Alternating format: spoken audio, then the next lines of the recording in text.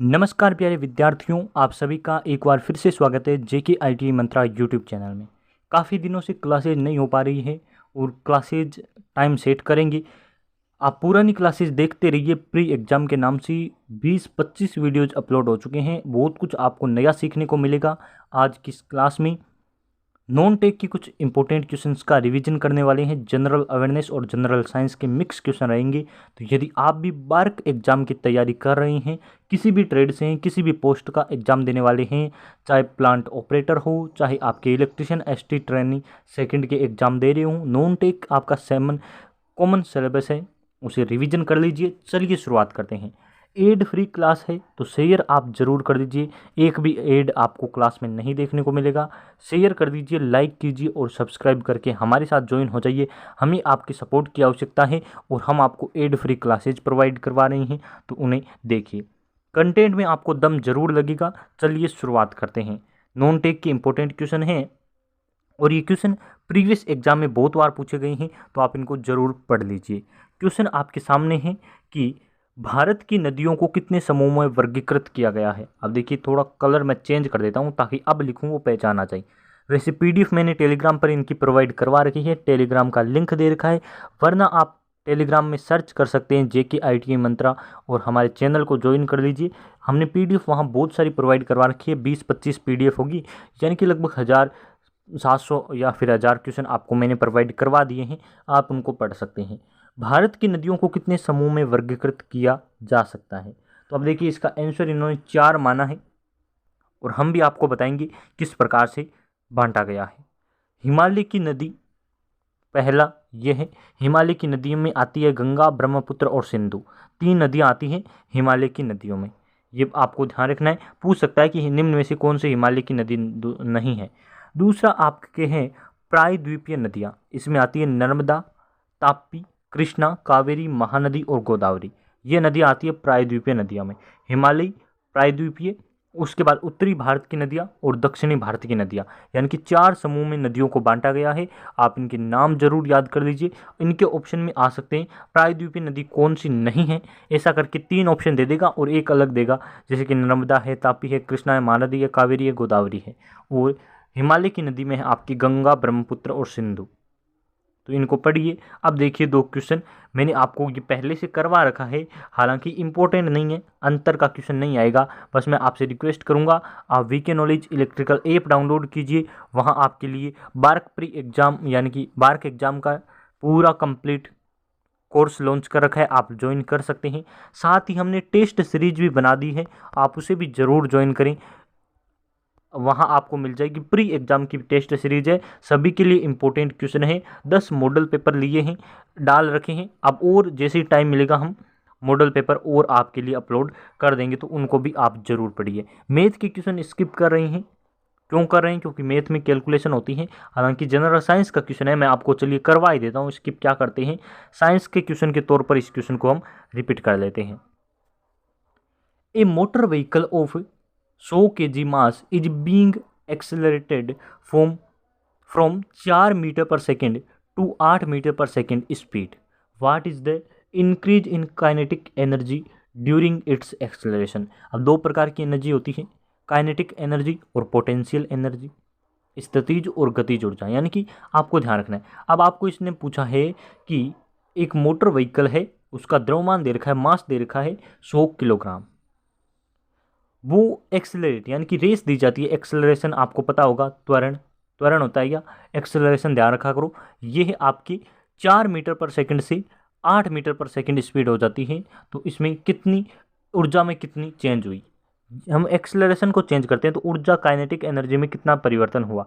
अब देखिए, पहले हम काइनेटिक एनर्जी निकाल लेते हैं जब एक्सेलरेशन 4 मीटर पर सेकंड था। तो काइनेटिक एनर्जी का फॉर्मूला आपको ध्यान रखना चाहिए, क्या फॉर्मूला होता है। तो अब आप बताएंगे फॉर्मूला क्या होता है ना, याद होना चाहिए आपको फॉर्मूला। तो फॉर्मूला होता है 1/2 mv²। मैं यहाँ लिखूँ क्या, फॉर्मूला होता है 1/2 mv²। ये आपका किसका होता है, काइनेटिक एनर्जी का। एक और फॉर्मूला होता है, वो क्या होता है, वो होता है आपकी mgh। ये होता है पोटेंशियल एनर्जी का।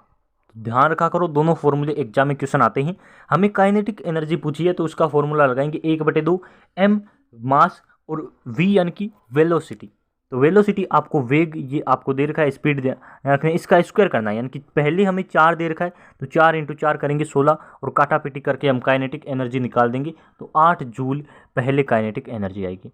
अब ये कह रहा है कि एक्सेलरेशन 4 मीटर पर सेकंड से 8 मीटर पर सेकंड हो गया है, यानी कि हम अब 8 वाला फॉर्मूला लगाएंगे और यहाँ 8 × 8 करेंगे, अब हो जाएगा 3200। तो कितना वृद्धि हुई है, इंक्रीज पूछा है, कितना इंक्रीज हुआ है, तो 800 से 3200 हुआ है, यानी कि 2400 की आपकी वृद्धि हुई है।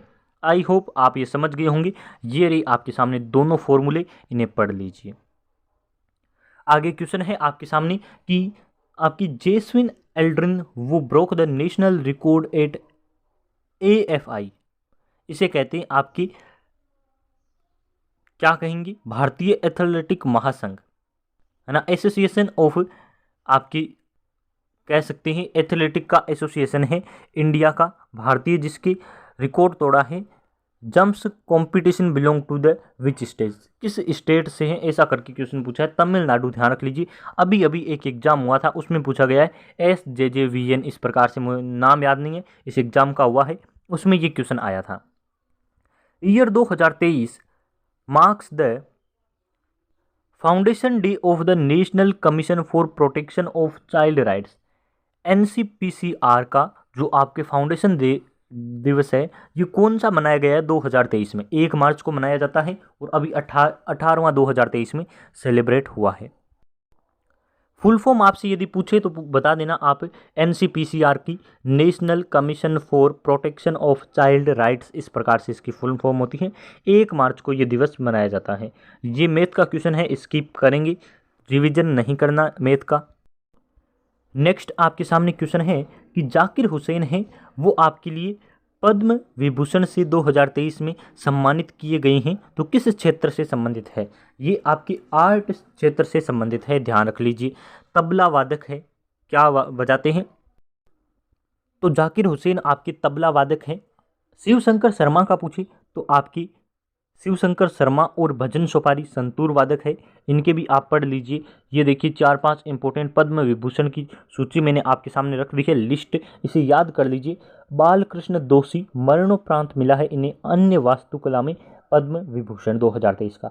जाकिर हुसैन को कला में यानी कि आर्ट के क्षेत्र में दिया गया है। MS कृष्णा को सार्वजनिक मामलों में, दिलीप महालनोबिस को चिकित्सा के क्षेत्र में, श्रीनिवास वर्धन को विज्ञान व इंजीनियरिंग में यानी कि साइंस एंड इंजीनियरिंग आपको ध्यान रखना है, और मुलायम सिंह यादव को आपकी सार्वजनिक मामले में दिया गया है। बिस्मिल्लाह खान शहनाई वादक है, और सितार वादक पूछे तो रविशंकर शर्मा, पंडित रविशंकर, इस प्रकार से आपको ध्यान रखना है। नेक्स्ट क्वेश्चन है what is the name of earth observatory satellite jointly launched by ISRO and NASA, यानी कि उस अर्थ ऑब्जर्वेटरी सैटेलाइट का नाम क्या है जिसे इसरो और नासा के संयुक्त संयोजन से लॉन्च किया गया है। Which was sent to space in February 2023, जो 2023 के फरवरी में लॉन्च किया गया है या स्पेस में छोड़ा गया है, तो उसका नाम है निसार।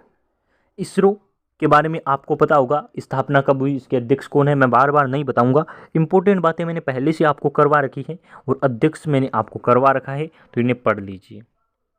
ये निसार है और 2023 में इसे भेजा गया है, तो इसके बारे में भी मैंने आपको पढ़ा रखा है, इसे ज़रूर पढ़ लीजिए, इंपॉर्टेंट क्वेश्चन है। ये रहा मैथ का क्वेश्चन, इसे स्किप करेंगे क्योंकि मैथ के क्वेश्चन एक्सप्लेनेशन वाले होते हैं। ये रही आज की इंपॉर्टेंट क्वेश्चन।